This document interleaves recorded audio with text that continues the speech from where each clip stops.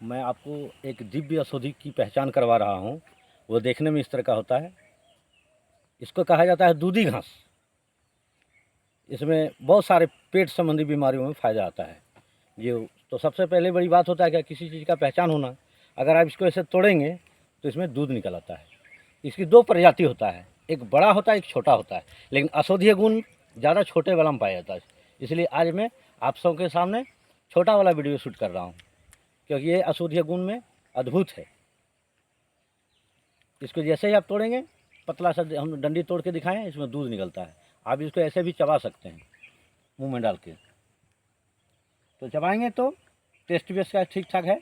इनका पंचांग का जूस अगर आप निकालते हैं, निकाल करके काढ़ा बनाते हैं, काढ़ा बना करके 2 चम्मच शहद के साथ अगर आप इसको सेवन करते हैं तो दम्मा हो गया, एस्नोफिलिया हो गया, ये सब चीज़ों में अद्भुत काम करता है।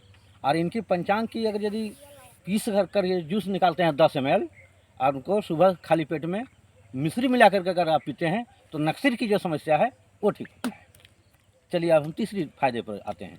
इनकी पंचांग का जूस अगर आप निकाल करके सुबह सुबह अगर आप सेवन करते हैं तो डिसेंट्री हो गया, जिसको पेचिस कहते हैं, जो खून टाइप का लेटरिंग हो रहा है, जो लीवर संबंधी कोई दिक्कत है, वो ठीक होने लगता है। इसको दिन में 3 से 4 बार सेवन करना पड़ता है। उसमें पेट संबंधी अगर कोई विकार है तो नियमित रूप से इसका हम अगर सेवन करते हैं तो अनेकों पेट संबंधी फायदे।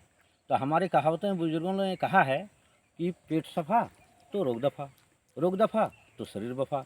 इसलिए अद्भुत ये चीज़ों के ऊपर हम लोग विश्वास करते हुए प्राकृतिक जड़ी बूटी जो हमारे परंपराओं में है, भारत के इतिहासों में है, बड़े बड़े महर्षि जैसे महर्षि वाग्भट हो गए, महर्षि चरक हो गए, निघंटु हो गए, पाराशर हो गए, तो तमाम ऋषियों ने शोध करके एक एक दवा पर 50-50, 60-60 ऑब्जर्वेशन किए। ऑब्जर्वेशन करने के बाद उन्होंने अपने किताबों में लिखे। तो मैं ये ज्ञान आप सब तक जो बांट रहा हूँ या शेयर कर रहा हूँ, मेरी अपनी कोई ज्ञान नहीं है। हमने जो अध्ययन किया, अध्ययन करने के बाद जो परिणाम मिला, मैं आप सबों के बीच में शेयर कर रहा हूँ। और इसको आप लोग भी अपनाएं, आप लोग उपयोग करें और आप लोग इससे लाभ लें, ताकि भारत के जन जन लोगों तक ये वीडियो पहुँचे, लोग देखें, लोग सुने, लोग समझें और इसको अपने जीवन में धारण करें, ताकि वो भी निरोग जीवन जी सके। इस ओर से इस उद्देश्य से, इस मकसद से हमने अपना आरोग्य जीवन चैनल बनाया है। तो आप सबों से मेरा नम्र निवेदन है, इतना तो मेरा हक बनता है मांगने का, एक लाइक, एक शेयर, एक सब्सक्राइब, और मैं इससे ज़्यादा क्या आपसे मांगूँ। इसलिए भाई राजीव दीक्षित के व्याख्यानों से हम प्रेरित होकर के, जागरूक होकर के जन जन तक उनकी हम विचारों को पहुंचाने के इस काम में हम लगे हुए हैं। इसलिए आप सबों का आभार हमको चाहिए, आप सबों का समर्थन चाहिए, आप सबों का सहयोग चाहिए, तब हम आगे बढ़ पाएंगे। नहीं तो फिर ये अधूरा जानकारी, पहले जैसे कुछ कुछ वैद्य हुआ करते थे, उनके पास जो कुछ जानकारी था, आसपास के अगल बगल के कोई भतीजा, कोई चाचा, कोई पोता कहते थे दादाजी हमको ये काम करिए, नहीं सिखा दी। अच्छा सिखा देंगे। इसी क्रम में वो बेचारा क्या किए, कमर में सब खोस के रखे, जाते वो लेके चल गए और हमारा आयुर्वेद धीरे धीरे लुप्त होता चला गया। इसलिए फिर से आयुर्वेद को हम बढ़ावा देना चाहते हैं। भारत मेरा आयुर्वेदों का देश है, आयुर्वेदों का जनक माना जाता है।